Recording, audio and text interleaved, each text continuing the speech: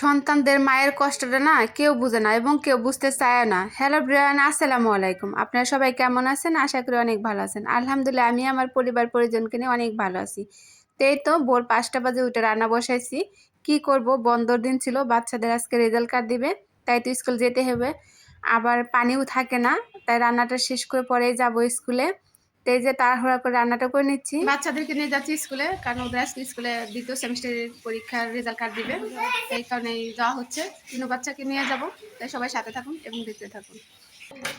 এই তো রান্নাবান্না শেষ করে বাচ্চাদের গাও গোসল করে আমু গোসল মোসল করে রেডি হয়ে যাচ্ছি, কারণ কারেন্ট নেই, পানি থাকবে না, বাসায় এসে পানি পাবো কিনা, তো এই কারণে তাড়াহুড়া করে বেরোয় গেলাম।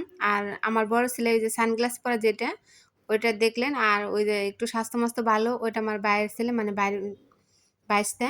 আর পিচ্ছিটা তো আমার ছেলেকে চিনেনি। তাই তো ওদের রেজাল্ট কার্ড দিয়ে দিচ্ছে, তো এখানে একটু ভিডিও শ্যুট নিয়েছিলাম। আসলে তাড়াহুড়ার মাঝে আর কারেন্ট ছিল না, এখানেও জেনারেটর চলছিল। আসলে জানি না কি অবস্থা হচ্ছে, ঢাকা শহরে বেশি কারেন্টে ডিস্টার্ব দিচ্ছে।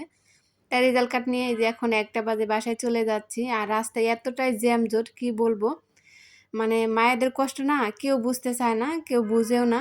সন্তানদের নিয়ে সারাদিন ঘোরাফেরা, মানে বাইরে বেরিয়ে দূর পারতে হয়। তাই তো তা আপনাদের মাঝে একটু শেয়ার করলাম। এই যে এটা আমার মানে ইনকোয়ার যেটা, ওটা আমার ছেলে, আর এটা ভাইস্তা। তা ভিডিওটা কেমন লাগলো জানাতে